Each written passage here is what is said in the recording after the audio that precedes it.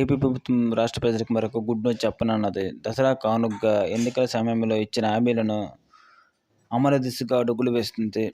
దీనిలో భాగంగానే పెన్షన్ మొత్తాన్ని 4,000కి పెంచారు. అన్న క్యాంటీన్లు కూడా ప్రారంభించారు. ఎన్నికల సమయంలో కూటమి ప్రభుత్వం అధికారంలో రాగానే మహిళలకు ఉచిత బస్సు సౌకర్యం కల్పిస్తానని హామీ ఇచ్చింది. దసరా, దీపావళి కానుకగా మరొక 2 పథకాలను ప్రారంభించబోతున్నారు. వారు అన్నట్టుగానే కూటమి ప్రభుత్వం అధికారంలోకి వచ్చింది. దీంతో దసరా కానుకగా రాష్ట్రంలో మహిళలకు ఆర్టీసీ బస్సుల్లో ఉచిత ప్రయాణ పథకాన్ని ప్రారంభించేందుకు కసరత్తులు చేస్తున్నట్టు తెలుస్తుంది. రాష్ట్ర ప్రభుత్వం ఇప్పటికే వివిధ రాష్ట్రాల్లో ఉన్న మహిళలకు ఉచిత బస్సు ప్రయాణ సౌకర్యంపై స్టడీ చేయాలని కొన్ని ప్రత్యేక బృందాలను ఏర్పాటు చేసింది. దీనిపై అధికారులు ఒక నివేదికను కూడా అందించినట్టు సమాచారం. అయితే ప్రభుత్వం దీనిపై మరింత లోతుగా అధ్యయనం చేస్తున్న సంబంధిత వర్గాల నుండి తెలుస్తుంది. రాష్ట్రంలో మహిళలకు ఏ ఉచిత బస్సులు ప్రయాణం సౌకర్యం కల్పించాలో దానిపై ఇప్పటికే ఒక నిర్ణయానికి వచ్చినట్టు తెలుస్తుంది.